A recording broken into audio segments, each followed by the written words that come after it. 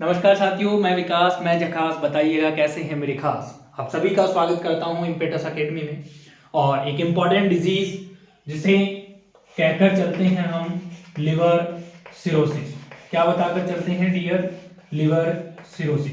देखिएगा भैया, बहुत इंपॉर्टेंट डिजीज है और एक बार नहीं डियर, 5 बार नहीं 10 बार एग्जाम में पूछी गई ये डिजीज होगी। यहां से यही नहीं, कॉम्पिटिटिव एग्जाम में भी बहुत सारे क्वेश्चंस ऐसे हैं जो बनते हैं। देखिएगा, लिवर आप सभी जानते हैं कि लिवर क्या है। लिवर जिसे आप जिगर के नाम से जानते हैं, जिसके नॉर्मल वजन की बात करूं तो लगभग कितना होता है डियर? 1.5 kg होता है। सिरोसिस शब्द का मीनिंग अगर देखें अपन तो सिरोसिस का मीनिंग ये होता है डियर कि सिकुड़ जाना। क्या हो जाना डियर? सिकुड़ जाना। सिकुड़ जाना, श्रिंक हो जाना। पर एक्चुअल में ऐसा होता नहीं है।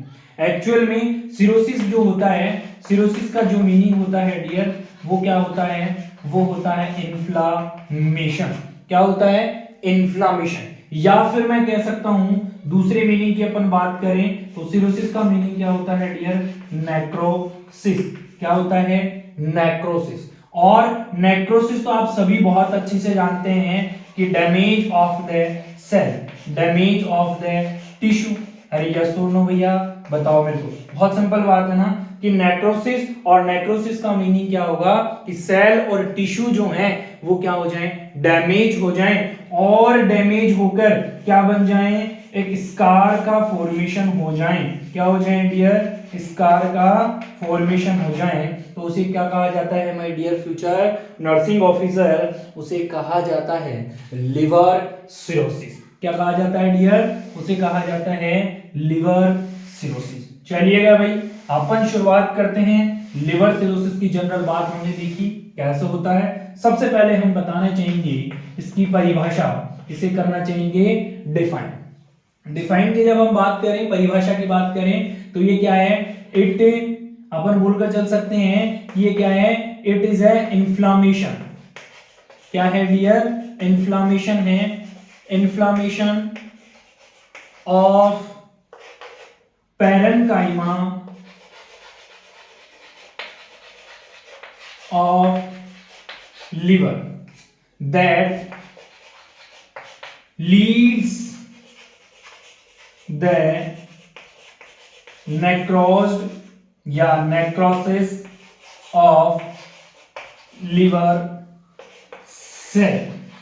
है जी, सिंपल बात है कि एक इस तरीके का इन्फ्लामेशन है जिसमें किसका इन्फ्लामेशन है? लिवर की पैरेन्काइमा जो है, उस लिवर की पैरेन्काइमा का इन्फ्लामेशन है जो कि क्या लीड करता है? नेक्रोसिस। नेक्रोसिस का मीनिंग बोलूं तो मैं, आप मेंशन कर ले अपनी बुक में कि क्या हो जाना? डैमेज हो जाना किसी सेल का या फिर टिश्यू का। फोकल टिश्यू डेथ इसका एग्जैक्ट मीन होता है। क्लियर बात है क्या यहां तक? बताएं भाई। अरे हाँ या नहीं? बिल्कुल सिंपल सादा शब्दों में बात है, ज्यादा इजी सा बात है, इससे ज्यादा इजी कुछ हो नहीं सकता। चलिए भाई, होता क्या है देखो, मैं आपको जनरली बता दूं कि एक ऑर्गन जिसे आप क्या कहते हैं, ये आपके दादा भाई है। ये क्या है? ये लीवर भाई साहब है। और इन लीवर भाई साहब पे एक कवरिंग बनी होती है, एक कवरिंग बनी होती है जिसे किस नाम से जानते हैं हम? ग्लीशन कैप्सूल। क्या बोलते हैं डियर? ग्लीशन कैप्सूल के नाम से इसे जाना जाता है। अरे यस और नो? Very good. चलिएगा भैया, तो ये जो इसकी पैरेन्काइमा है, इसकी जो आउटर लेयर है, इस आउटर लेयर का क्या हो गया है बताओ भैया? इस आउटर लेयर का इन्फ्लामेशन हो गया है। और जब इसका इन्फ्लामेशन हुआ तो लिवर सिरोसिस होना स्टार्ट हो गया। अरे बोलो भैया यस और नो?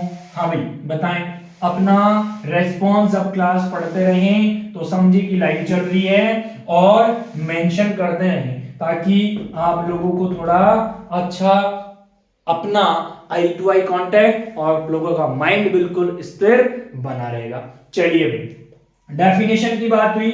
लिवर सिरोसिस, बहुत सिंपल बात करी हमने कि डेफिनेशन, और डेफिनेशन के बाद में अगर हम बात करें लिवर सिरोसिस के, या तो हम कह सकते हैं कि वो टाइप्स हो सकते हैं या फिर हम उन्हें क्या कह सकते हैं डियर कि वो कॉजेज बताइए, जिन कारणों की वजह से क्या होता है? लिवर सिरोसिस होता है। क्लियर बात है।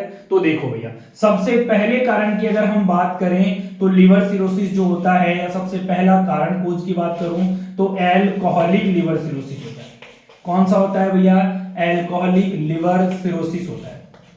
क्लियर बात है क्या? एल्कोहलिक लिवर सिरोसिस का मीनिंग क्या है डियर, कि कोई पर्सन है जो क्या करता है, एक्सेसिव यूज ऑफ एल्कोहल, कि अल्कोहल का वो क्या कर रहा है, जरूरत से ज्यादा यूज कर रहा है, जरूरत से ज्यादा यूज कर रहा है। और इस अल्कोहल के कंजप्शन की वजह से ही, इस अल्कोहल के कंजप्शन की वजह से ही क्या हो गया, जो लिवर में हिपेटोसाइट सेल है, कौन सी सेल है डियर, हिपेटोसाइट सेल है, जो कि 80% ऑफ हिस्सा लिवर का बनाती है, वो सेल क्या होने लगी है, डैमेज होने लगी है। इससे पहले लिवर सेल के डैमेज होने से पहले भी लिवर की जो पैरेन्काइमा बनी हुई है, वो पैरेन्काइमा क्या हो रही है, डैमेज हो रही है। और इसकी पैरेन्काइमा का डैमेज होना ही लिवर सिरोसिस कहलाता है। क्या कहलाता है डियर? Liver cirrhosis. तो एक्सेसिव यूज ऑफ अल्कोहल जब आप करते हैं तो वो क्या कहलाता है, एक्सेसिव लिवर सिरोसिस कहलाता है। एक कॉम्पिटिटिव एग्जाम का क्वेश्चन यही बताता हूं, एग्जामिनर पूछता है डियर आपसे कि most common cause of liver cirrhosis, तो आंसर दीजिएगा बेटा अल्कोहलिक लिवर सिरोसिस। क्या देंगे आंसर? Alcoholic liver cirrhosis. चलिएगा भाई, टाइप नंबर 2 पे आता हूं, और टाइप नंबर 2 पर आप भी आ जाए फटाफट से। दूसरा जो नंबर होता है डियर, वो होता है नंबर 2 आपका बिलियरी ऑब्स्ट्रक्शन। क्या होता है डियर आपका? Biliary obstruction. ये जो बिलियरी ऑब्स्ट्रक्शन की मैंने बात करी है, बिलियरी ऑब्स्ट्रक्शन आप लोगों को पता है कि ये एक भाई साहब जो लीवर हैं, जो बाइल बना रहे हैं, और यहाँ पे एक घंटी नुमा संरचना है। अब यहाँ पे बहुत सारी हिपेटोसाइट सेल प्रेजेंट हैं जिनमें बाइल बन रहा है। तो ये एक बिलियरी डक्ट है जहां से बाइल का जाना है। लेकिन बिलियरी ऑब्स्ट्रक्शन, किसी पाइप के अंदर कोई गांठ बन जाए भाई साहब, किसी पाइप में कोई ब्लॉकेज आ जाए, तो जो चीज जानी चाहिए थी वो चीज जाना क्या हो गई है, रुक गई है, स्टॉप हो गया है। तो ये ऑब्स्ट्रक्शन क्या कर रहा है, लीवर में पीछे उसके बैक में वापस से क्या जनरेट करवा रहा है, प्रेशर। और इस ऑब्स्ट्रक्शन और इस प्रेशर की वजह से सेल और टिश्यू क्या होने लगे हैं, डेथ होने लगे हैं। क्लियर बात है क्या? तो क्या होने लगा है, लिवर सिरोसिस होने लगा। क्या आने लगा है डियर? लिवर सिरोसिस होने लगा। चलिए भाई, नंबर 3 पे आ जाइएगा फटाफट से। और नंबर 3 की अगर आप बात करें तो आपका नंबर 3 क्या होता है डियर, सुन ले। नंबर 3 लिवर सिरोसिस की बात करूं मैं तो वो होता है आपका कार्डियक लिवर सिरोसिस। क्या होता है डियर? Cardiac liver cirrhosis. अगर किसी पर्सन का राइट साइड, सॉरी कौन सा डियर, किसी पर्सन का right side of liver, right side of the liver जो है वो क्या है, वो है फेल हो रखा है। Sorry, right side of the heart, यार right side of the heart जो है वो क्या है, फेल है। अब हमको पता है जब हम हार्ट को पढ़ते हैं तो हम हार्ट में क्या पढ़ते हैं कि लेफ्ट साइड जो है वो ऑक्सीजनेटेड ब्लड कैरी करता है, और राइट साइड जो है वो डीऑक्सीजनेटेड ब्लड को मोस्टली कैरी करता है। अरे हाँ या नहीं? बिल्कुल सही बात है साहब। तो जब ये कौन सा right side of the heart fail है, तो आपको मैं बता दूं कि वीनस सप्लाई जो है लीवर की, हम लीवर को जब पढ़ते हैं तो हम लीवर में ये पढ़ते हैं कि यहां से एक वेन आती है, और उस वेन का क्या नाम है, पोर्टल वेन है। क्या है डियर? Portal vein. तो ये पोर्टल वेन क्या करती है, CO2 ब्लड लेकर आती है, और right side of the heart fail हो गया है, ये भी CO2 है। तो जो इसका प्रेशर है वो इसमें नहीं आएगा, और जब इसमें नहीं आएगा तो इसको सप्लाई नहीं होगी। जब इसको सप्लाई नहीं होगी तो ऑक्सीजन की कमी होगी, ब्लड की कमी होगी, और ऑक्सीजन की कमी मैंने पहले भी क्लासेस में बताया है कि टिश्यू की क्या कराती है, डेथ कराती है। तो इसकी वजह से भी क्या होगा भाई, इसकी वजह से भी होगा आपका नेक्रोसिस। क्लियर बात है क्या? बताएं भैया, फटाफट से बताएं। एक और टाइप मेंशन करना चाहूंगा, 3 ही टाइप बताते हैं लोग, या 4 भी बताते हैं तो कोई बात नहीं, लेकिन चौथा और सुनिएगा, जिसे कहते हैं हम पोस्ट नेक्रोटिक लिवर सिरोसिस। क्या कहते हैं डियर? नंबर 4 को हम कहते हैं पोस्ट नेक्रोटिक लिवर सिरोसिस के नाम से हम जानते हैं, पोस्ट नेक्रोटिक लिवर सिरोसिस। अब देखिएगा कि पोस्ट मतलब बाद में, क्या हो रहा है लिवर सिरोसिस बाद में कब हो रहा है, जब किसी पर्सन को क्या हो गया हो, हेपेटाइटिस बी हो रखा हो, हेपेटाइटिस बी हो रखा हो, सी हो रखा हो, डी हो रखा हो, तो इनके बाद में क्या होने के चांसेस हैं, लिवर सिरोसिस जो है वो देखा जा सकता है। इसके अलावा वो मेडिसिन और वो ड्रग जिनकी वजह से क्या हो सकती है, हिपेटोटॉक्सिसिटी हो सकती है। अरे दवाइयां खाते हो ना, सुना है ना कि धमाकेदार पैरासीटामोल खाओ और लिवर का सत्यानाश कराओ, लिवर का कल्याण कराओ। तो मैं कह रहा हूं कि हिपेटोटॉक्सिसिटी मतलब लिवर में टॉक्सिक सब्सटेंस क्या हो जाना, एक्सेसिव। और ये कैसे होते हैं डियर, जब आप जरूरत से ज्यादा क्या करने लगते हैं, मेडिसिन का यूज करने लगते हैं, ड्रग का। और ड्रग में स्पेशली बताऊं क्या, non steroid anti inflammatory drugs, NSAIDs specially आप खाते हैं। इसके अलावा और सुन लो, पेन किलर आप भागकर पैरासीटामोल खा जाते हैं, आप भागकर एसिटोएमिनोफिन खा जाते हैं, अरे खा जाते हैं ना। तो ये जो मेडिसिन है डियर, ये मेडिसिन बड़ी डेंजरस है। ये मेडिसिन क्या है, बहुत डेंजरस है। आप भागकर नींबू स्लाइड खा जाते हैं, क्या खा जाते हैं, नींबू स्लाइड खा जाते हैं, आप भागकर डाइक्लोपेनिक खा जाते हैं। ये वो सारी मेडिसिन है my dear future nursing officers जो हिपेटोटॉक्सिसिटी कराती है। और जब हिपेटोटॉक्सिसिटी हो जाएगी, लिवर में वेस्ट प्रोडक्ट ज्यादा हो जाएगा, जरूरत से ज्यादा, हाँ हम कहते हैं कि ये टॉक्सिक सब्सटेंस को डिटॉक्सिफिकेशन का काम करता है। पर भाई साहब इतना भी नहीं कि आप जरूरत से ज्यादा क्या करने लग जाएं, कंजप्शन करने लग जाएं उन टॉक्सिक सब्सटेंस का जो लिवर सिरोसिस कॉज करा सकता है। तो भाई ध्यान दे, समझ में आया क्या, अरे हाँ या नहीं। तो ये 4 तरीके का क्या है आप लोगों का लिवर सिरोसिस है। चले भाई आगे चलता हूं, और आगे बात आती है टाइप्स या कोज, इनको कुछ भी बोल सकते हैं आप। आगे बात क्या आती है डियर, आगे बात आती है इसकी पैथोफिजियोलॉजी। क्या बोला मैंने, इसकी पैथोफिजियोलॉजी। अब पैथोफिजियोलॉजी बहुत सिंपल बात है, क्या बात है कि कोई भी कारण उठा लो तो मैं क्या लिखूं, ड्यू टू इटियोलॉजिकल फैक्टर, कि एक्स वाई जेड कोई भी कारण है साहब, उस कारण की वजह से, उस ऑब्स्ट्रक्शन की वजह से जो ब्लड सप्लाई थी, उस ब्लड सप्लाई में क्या आ गया है, अब ऑब्स्ट्रक्शन आ गया है। क्या आ गया है, उस ब्लड सप्लाई में ऑब्स्ट्रक्शन आ गया, तो ब्लड सप्लाई जो है डियर वो क्या हो गई है, इम्प्रॉपर हो गई, इम्प्रॉपर ब्लड सप्लाई हो गई है, बिल्कुल साहब। और इम्प्रॉपर ब्लड सप्लाई हुई तो हमको पता है ऑक्सीजन बराबर नहीं मिला, और ऑक्सीजन बराबर नहीं मिलने की वजह से टिश्यू क्या होने लगे हैं, नेक्रोज होने लगे, नेक्रोसिस होने लगा है। और नेक्रोसिस होने लगा है तो जो लिवर सेल्स है वो डैमेज होने लगी है, मतलब तो लिवर का क्या होने लगा है, इन्फ्लामेशन। एक तरीका तो ये मैं बता सकता हूं कि लिवर का क्या हो गया, इन्फ्लामेशन। दूसरी बात अगर मैं मेंशन करना चाहूं तो सुनो, इटियोलॉजिकल फैक्टर, ये बात मेंशन समझ में आई क्या। दूसरी तरीके से क्या बना सकता हूं, सुनना, दूसरा सुनिए तरीका, इसी पैथोफिजियोलॉजी को अगर चेंज करना चाहें तो आप देखिए क्या कर सकते हैं। अब इटियोलॉजिकल फैक्टर है, मैं कह रहा हूं कि ये लीवर भाई साहब है, ये कौन है, लीवर भाई साहब है।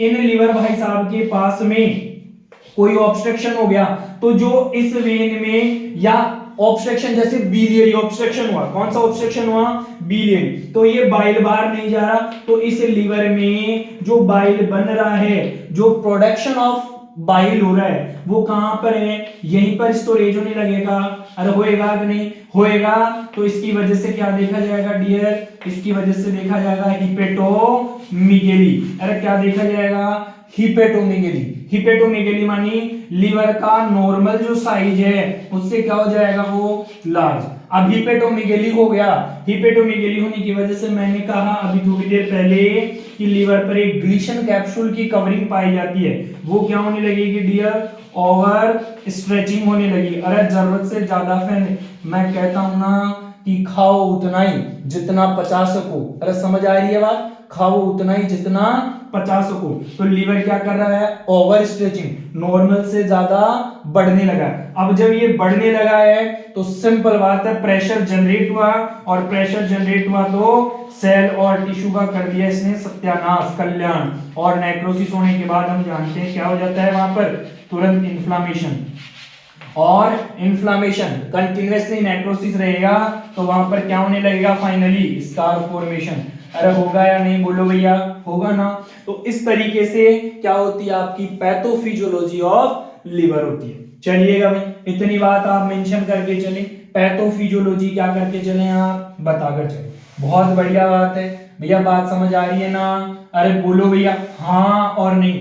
अरे डियर फ्यूचर नर्सिंग ऑफिसर, आप इस देश का कल्याण करने वाले हैं, आप इस देश को वो मेडिकल की कलाएं सेवाएं देने वाले हैं, तो फिर आप बोलते क्यों नहीं है रे। अरे बोलो भैया, क्या करो, बोलो। जब तक बोलोगे नहीं तब तक मजा आएगा नहीं, तब तक मजा आएगा नहीं। चलिएगा भाई, समझ आ गई क्या बात, अरे हाँ या नहीं। चलो आगे आ जाओ। अब मैं एक चीज और बताना चाहूंगा, लगे हाथ यहाँ पर कुछ क्लिनिकल फीचर्स निकालना चाहूंगा। क्लिनिकल फीचर्स की जब मैं बात करूं तो सबसे पहले इनिशियल, कौन से डियर, इनिशियल क्लिनिकल फीचर्स निकालना चाहूंगा। जब हम इनिशियल क्लिनिकल फीचर्स की बात करते हैं, मतलब वो क्लिनिकल फीचर्स जो कैसे हैं, जो कि अभी स्टार्टेड हैं, या फिर ये कहा जाए कि शुरुआत में देखे जाए, शुरुआत में देखे जाए। फिर मैं डायग्राम बना रहा हूं, ये लीवर भाई साहब बनाए मैंने।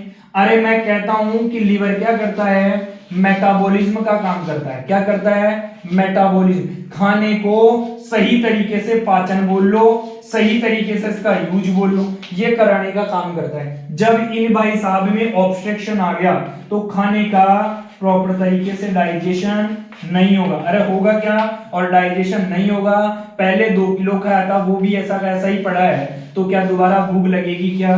तो इनिशियल साइन, सबसे पहला साइन क्या होता है, एनोरेक्सिया। कॉम्पिटिटिव एग्जाम में पूछा गया बार बार क्वेश्चन। लिवर सिरोसिस में सबसे पहले इनिशियल साइन क्या देखा जाता है, पेशेंट को भूख लगना बंद हो जाती है और सामान अंदर ही अंदर पड़ा रहता है, तो पेशेंट को नोजिया और वॉमिटिंग होती है। समझ आया हाँ या नहीं, वेरी गुड। तो ध्यान दे भैया, सबसे पहला क्लिनिकल फीचर्स और इनिशियल क्लिनिकल फीचर्स में आपने कहा कि उसको क्या हो जाएगा, एनोरेक्सिया हो जाएगा। क्या हो जाएगा भाई, उसको हो जाएगा एनोरेक्सिया, नोजिया और वोमिटिंग। नेक्स्ट क्लिनिकल फीचर्स पे आए, उसको क्या होगा डियर, उसको होगा portal vein hypertension, portal vein का हाइपरटेंशन। हमको पता है ये लीवर भैया है, इधर से ब्लड की सप्लाई आ रही है, ये इसोफेगस थी, ये आपका स्टमक था, ये स्मॉल इंटेस्टाइन थी, ये इधर लार्ज इंटेस्टाइन। ये स्टमक अपना ड्रेन पोर्टल वेन में डाल रहा है, इंटेस्टाइन अपना ड्रेन पोर्टल वेन में डाल रही है, इधर स्प्लीन है वो अपना ड्रेन पोर्टल वेन में डाल रही है। पोर्टल वेन ही लिवर को, लिवर की टोटल ब्लड सप्लाई का 80% हिस्सा जो है वो सप्लाई करती है। कितना, 80% ऑफ हिस्सा। अब इसमें ये वेन है, लेकिन बहुत ज्यादा क्या लेकर आती है, ये लेकर आती है रिच न्यूट्रिएंट। भाई खाना जो लेकर आती है ना, मतलब जो ब्लड लेकर आ रही है, वो ब्लड बहुत जोरदार लेकर आ रही है, उस ब्लड में जोरदार न्यूट्रिएंट्स है। क्या है, जोरदार न्यूट्रिएंट्स। तो भाई यहाँ पर ऑब्स्ट्रक्शन है लीवर भाई सामने है। अब ये पोर्टल वेन नॉर्मली लाती थी और दे देती थी, लेकिन अब दे नहीं पा रही है, तो इसका डायमीटर बढ़ेगा, इसका ब्लड का जो प्रेशर है वो नॉर्मल से ज्यादा हो जाएगा। और जब ब्लड का प्रेशर नॉर्मल से ज्यादा होता है तो उसे क्या कहते हैं, हाइपरटेंशन। और कौन सी वेन का, पोर्टल वेन का हाइपरटेंशन हो गया। किसका हाइपरटेंशन हो गया, पोर्टल वेन। एग्जामिनर ने कंपटीशन एग्जाम में क्वेश्चन पूछा, और पूछा क्या, सुनो क्या पूछा कि नॉर्मल पोर्टल वेन का प्रेशर कितना होता है, नॉर्मल पोर्टल वेन का प्रेशर कितना होता है, बताइए भैया। प्रेशर, नॉर्मल पोर्टल वेन का जो प्रेशर है वो कितना होता है, तो बताकर चलिएगा कि 5 टू 15 mm ऑफ Hg होता है। 15 से लेकर 5 से लेकर 15 mm ऑफ Hg।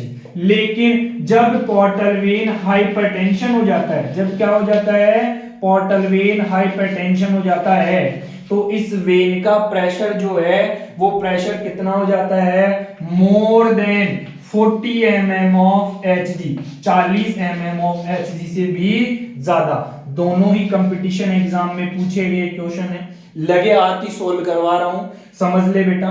फिर ना कहीं कि सर पढ़ने में मजा आया। मैं कह रहा हूं कि जिस दिन किसी कोचिंग में पढ़ने जाओगे ना, ऐसे बछड़े बुला दोगे टीचर के सामने वाले के, उससे क्वेश्चन पूछना चाहते ही कि साहब क्या है, साहब क्या, बताओ ये क्या है और ये क्या है। कंसेप्ट बनाना ही मेरा पर्पज है, कंसेप्ट बनाना। रट आप सब सकते हैं, समझाना मेरा गोल है।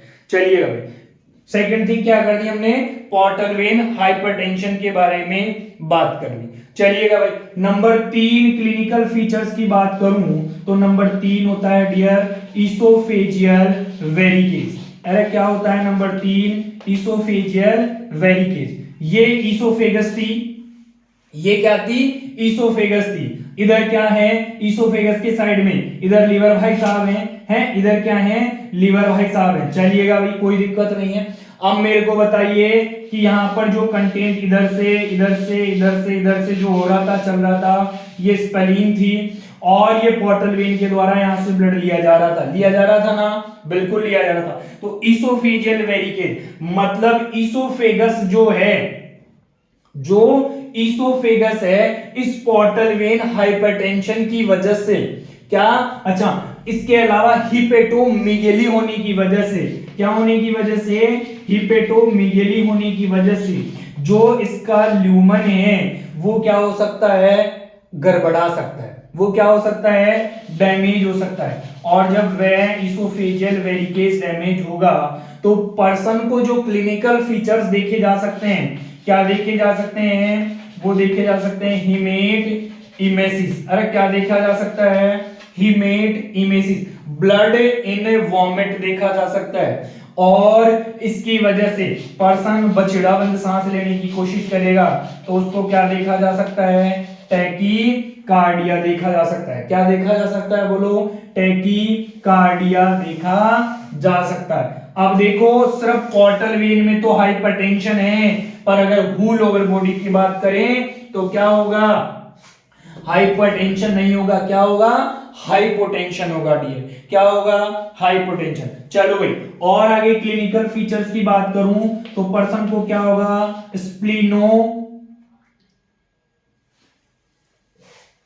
क्या होने वाला है आगे डियर, स्प्लीनोमीगेली होने वाला है। क्या होने वाला है, स्प्लीनोमीगेली, मतलब कि जो स्प्लीन है उस स्प्लीन का नॉर्मल से ज्यादा बन जाना। क्यों, क्योंकि वो अपना जो ड्रेन देती थी वो ड्रेन अब दे नहीं पा रही है, वहीं का वहीं रुका है, तो इसका साइज नॉर्मल से बढ़कर ज्यादा हो गया। क्या कहा हमने, स्प्लीनोमीगेली का। अरे क्या कहा हमने, स्प्लीनोमीगेली का। चलिए भाई आगे चलते हैं। और क्या देखा जा सकता है, जब खाने का बढ़िया मेटाबॉलिज्म नहीं होगा, सुनना मेरी बात, खाने का बढ़िया मेटाबॉलिज्म नहीं होगा तो ये क्या कोज करेगा, ये दुनिया की महान बीमारी जिसको कहते हो क्या, हेमरोइड्स, जिसको कहते हो क्या, पाइल्स। अरे कहते हो ना, बिल्कुल वही खोज करेगा, क्योंकि खाने का मेटाबॉलिज्म नहीं तो खाने का एक्सक्रिएशन नहीं, और एक्सक्रिएशन नहीं तो पर्सन जोर लगाने की कोशिश करेगा। अरे जोर, और जोर लगाएगा तो हेमरोइड्स होने के चांसेज हैं। सुन लो, लगे आती है, हेमरोइड्स क्या होते हैं, जो आपका रेक्टम है, जो आपका रेक्टम है वहां पर क्या है, एनल कैनाल है। अरे क्या है, एनल कैनाल। देखो हेमरोइड्स को पूरा डिटेल में पढ़ाऊंगा थोड़ा आगे चलकर, जब नेक्स्ट क्लास करूंगा। इंटरनल और एक्सटर्नल हेमरोइड्स दो तरीके के होते हैं। इंटरनल में तो कोई दिक्कत नहीं है, लेकिन एक्सटर्नल में क्या होता है कि एक जो ब्लड वेसल्स है ये नॉर्मली है मान ले, तो ये क्या हो जाती है, बाहर की तरफ ऐसे बल्ब बना लेती है, एक पाउच बना लेती है, और ब्लड वेसल जैसे डैमेज होती है तुरंत ब्लीडिंग होती है, और पेशेंट को बछड़ाबंद बोलता पेन होता है। जैसे बछड़ लगने पे पेन होता है ना, एज इट इज वैसा का वैसा ही पेन होता है। तो पेशेंट को क्या भी हो सकता है, हेमरोइड्स जो है वो हेमरोइड्स देखा जा सकता है। चलिएगा भाई, जब हेमरोइड्स देखा जा रहा है तो इसके अलावा और क्या देखा जा सकता है, और आगे अपन चलें तो कुछ और इंपॉर्टेंट थिंग। चलिएगा भाई, नेक्स्ट सुनिए, और क्या हो सकता है कि लिवर भाई साहब जो हैं वो लिपिड हैं, वो फैट हैं, उस फैट का क्या कराते थे, वो मेटाबॉलिज्म कराते थे, लेकिन अब वो नहीं करा रहे, तो पर्सन को क्या देखा जा सकता है, बिल्कुल भाई साहब उसको हो सकता है हाइपरलिपिडीमिया। अरे क्या हो सकता है उसको, हाइपरलिपिडीमिया, ब्लड में फैट की और लिपिड की प्रेजेंस ज्यादा हो सकती। लिवर क्या करता था, लिवर करता था बिलिरुबिन, बिलिरुबिन बनाने का काम करता था। अब वो बिलिरुबिन का सही से लेवल, सही से यूटिलाइजेशन नहीं हो रहा, और नहीं हो रहा तो पेशेंट को क्या हो रहा है, जॉइंडिस हो रहा है। क्या हो रहा है डियर, जॉइंडिस। अरे हो रहा है ना, बिल्कुल होएगा साहब। तो लिवर की बीमारियां बहुत तगड़ी।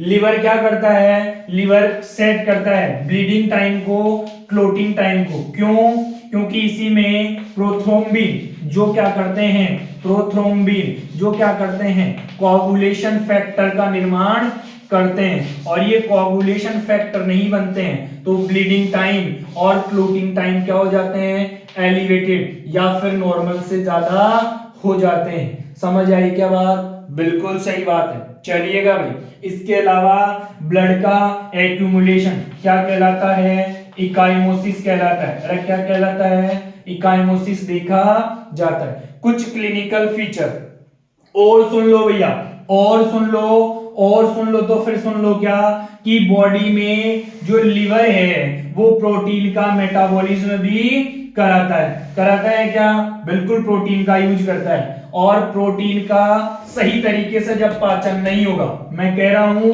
कि लिवर क्या करता है, प्लाज्मा प्रोटीन जो होती है उस प्लाज्मा प्रोटीन का क्या नहीं कर रहा, वो सही से यूज नहीं हो रहा, उसका काम नहीं हो रहा। और प्लाज्मा प्रोटीन क्या करता है, एक सेल होती है, उस सेल पे एक प्रेशर जनरेट करता है जिसे ऑनकोटिक प्रेशर के, जिसे क्या कहते हैं, ऑनकोटिक प्रेशर के नाम से जाना जाता है। अरे सेल के अंदर क्या है, सेल के अंदर सोडियम, बाहर क्या है, सॉरी सेल के अंदर पोटेशियम, सेल के बाहर सोडियम। अब ये इस पर प्रेशर क्रिएट कर रहा है, तो सेल में जो फ्लूइड भरा हुआ है, कौन सा, इंट्रासेल्युलर फ्लूइड, बाहर कौन सा है, एक्स्ट्रा सेल्युलर फ्लूइड, तो इसके बराबर प्रेशर लग रहा है, सेल सही है। अब प्रेशर कम हो गया, फ्लूइड बाहर आने लगेगा, तो पर्सन को क्या देखा जा सकता है, एडिमा। तो डिक्रीज प्लाज्मा प्रोटीन सिंथेसिस और लीड्स कोज क्या कर देगा, एडिमा, जिसकी वजह से क्या होगी, स्वेलिंग। अरे जिसकी वजह से क्या होगी, स्वेलिंग। एडिमा ही तो स्वेलिंग है, लाला और लाली, एडिमा ही तो स्वेलिंग है। अरे हाँ या नहीं, चलिएगा भाई, इतनी बातें आप बताकर चलें। ये सिर्फ और सिर्फ मैंने क्लिनिकल फीचर्स बताएं। किसके क्लिनिकल फीचर्स बताएं, लिवर सिरोसिस के। क्लियर है क्या बात, चलिएगा भाई आगे चलते हैं। इसके बाद में बात आती है कि वो कौन कौन से डायग्नोस्टिक टेस्ट हैं जो क्या करे जाते हैं, कंडक्ट करे जाते हैं। डायग्नोस्टिक इवोल्यूशंस की अगर अपन बात करें, अब डायग्नोस्टिक टेस्ट कोई भी काम कर लो, सबसे पहले तो अपन क्या करते हैं, उसकी हिस्ट्री कलेक्शन करते हैं। क्या करते हैं, हिस्ट्री कलेक्शन। और जब मैं हिस्ट्री कलेक्शन करूंगा डियर, तो उसमें सबसे पहले क्या करूंगा कि भाई साहब को दारू पीने का शौक तो नहीं है ना, वो एल्कोहलिक तो नहीं है ना, है, ये चेक करूंगा। दूसरी बात, अब यहाँ पर हिस्ट्री कलेक्शन कर लिया, फिर मैं कोशिश करूंगा इसकी कहें फिजिकल एग्जामिनेशन। जब मैं फिजिकल एग्जामिनेशन करूंगा तो उसमें मैं क्या करूंगा, पाल्पेशन। क्या करूंगा, पाल्पेशन। और पाल्पेशन में भी कौन सा पाल्पेशन करूं, डीप पाल्पेशन, जिससे कि मैं लिवर का जो नॉर्मल साइज शेप है, जो लिवर का नॉर्मल मास है, वो एबनॉर्मल आसानी से क्या कर पाऊंगा डियर, फील कर पाऊंगा। अरे यस और नो, बिल्कुल साहब। चलिए इसके बाद में क्या करा जाता है, इसके बाद में यूएसजी करा जाएगा, अल्ट्रासोनोग्राफी करी जाएगी, और क्या करा जाता है, सिटी स्कैन जो है वो सिटी स्कैन करा जाता है। और एक क्वेश्चन डालें एग्जाम का, competition exam, gold standard test, क्या बोला मैंने, गोल्ड स्टैंडर्ड टेस्ट जो है वो लिवर में, लिवर सिरोसिस में कौन सा होता है, भाई साहब लिख लो, मोटे मोटे शब्दों में लिखो, LFT क्या होता है, LFT फुल फॉर्म लिखना, लीवर फंक्शन टेस्ट कराया जाता है। क्या कराया जाता है, liver function test. It is a gold standard test. किसके लिए है गोल्ड स्टैंडर्ड टेस्ट भाई साहब, लिवर सिरोसिस के लिए। अब LFT जब हम करते हैं तो इस LFT के अंदर कुछ वैल्यूज जो हैं वो वैल्यूज देखी जाती है। सुनना कौन कौन सी वैल्यूज है, सुनना और अपनी कॉपी में लिखना तो लिखना ही है, पर दिमाग में भी ये जरूर छाप लेना। क्यों छाप लेना, सुन लेना मेरी बात, इसलिए छाप लेना कि कोई नहीं बताएगा एग्जैक्ट वैल्यू है और एग्जामिनर तो पूछेगा। तो सुनो कुछ नॉर्मल वैल्यूज, किसकी बता रहा हूं, जब LFT करते हैं तो उसमें चेक करी जाती है। सबसे पहले क्या चेक करा जाता है, सबसे पहले चेक करा जाता है प्लाज्मा प्रोटीन। क्या देखा जाता है, प्लाज्मा प्रोटीन। सबकी नॉर्मल रेंज बताऊंगा। प्लाज्मा प्रोटीन कितना होता है, 7.3 ग्राम पर डीएल होता है। कितना होता है, 7.3 ग्राम पर डीएल। चलिएगा, प्लाज्मा प्रोटीन के बाद में दूसरी वैल्यू देखिएगा, वो होती है एल्बुमिन। क्या होता है, एल्बुमिन। एल्बुमिन की जब नॉर्मल वैल्यू या नॉर्मल रेंज देखते हैं तो कितनी होती है, 4.7 ग्राम पर डीएल। कितनी होती है, 4.7 ग्राम पर डीएल होती है। अगर समझ में आ रही है क्या बात, हाँ या नहीं। नेक्स्ट बात करता हूं कि क्या चेक करूंगा, ग्लोबुलिन। क्या चेक करूंगा भाई, ग्लोबुलिन। तो ग्लोबुलिन जब देखते हैं उसकी नॉर्मल रेंज कितनी होती है, 2.3 ग्राम पर डीएल। कितनी, 2.3 ग्राम पर डीएल। फिर क्या चेक करूंगा, फिर देखूंगा फिब्रिनोजन। क्या देखूंगा, फिब्रिनोजन। क्या देखूंगा डियर, फाइब्रिनोजन। नॉर्मल रेंज कितनी, 0.3 ग्राम पर डीएल। ये LFT में देखा जाता है। इन सब की जो वैल्यू है ये मैं नॉर्मल बता रहा हूं, ये मैं नॉर्मल बता रहा हूं। ये सारी की सारी वैल्यू क्या मिलेगी आपको, एलिवेटेड मिलेगी, बढ़ी हुई मिलेगी, घटी हुई मिलेगी। समझ आ रहा है, प्रोटीन में ये इसका सिंथेसिस नहीं हो रहा, घट जाएगा। सारे के सारे प्रोटीन्स क्या हो जाएंगे, घट जाएंगे, क्योंकि प्रोटीन का प्रॉपर यूज नहीं हो रहा।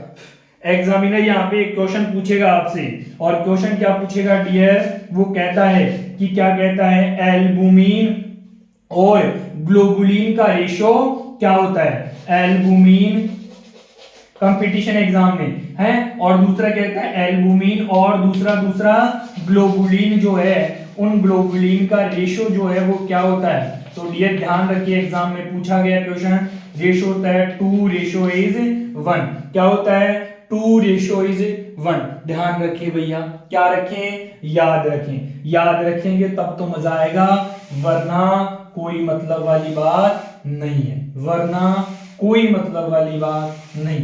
सुनाई दे रहा है, हाँ या नहीं। चलिएगा आगे चलता हूं, और आगे जाता हूं तो कुछ और इंपॉर्टेंट कुछ एंजाइम्स हैं। जैसा सबसे पहले LFT करी, LFT में प्रोटीन्स वगैरह देखे। अब दूसरा क्या देखूंगा मैं, सीरम टेस्ट करूंगा। क्या करूंगा, सीरम अमाइलेज बोल सकते हो। क्या बोल सकते हो, अच्छा सॉरी सीरम अमाइलेज नहीं, सीरम बिलिरुबिन का लेवल, सॉरी क्या बोला मैंने, सीरम बिलिरुबिन जो है उस बिलिरुबिन का लेवल देखा जाता है। LFT में देख रहा हूं, पहले प्लाज्मा प्रोटीन्स देखी है, अब सीरम एल्बुमिन का लेवल देखो भैया। सीरम बिलिरुबिन, तो एक तो बिलिरुबिन क्या होता है, टोटल बिलिरुबिन होता है। एक अच्छा, बिलिरुबिन भी दो तरीके के हैं, बिलिरुबिन भी दो तरीके के हैं। एक तो कौन सा होता है आपका, डायरेक्ट बिलिरुबिन होता है, एक कौन सा होता है आपका, इनडायरेक्ट बिलिरुबिन होता है। अरे यस और नो, बिल्कुल। जो डायरेक्ट बिलिरुबिन है उसे क्या कहा जाता है, उसे कहा जाता है कॉन्जुगेटेड बिलिरुबिन, और इसे क्या कहा जाता है,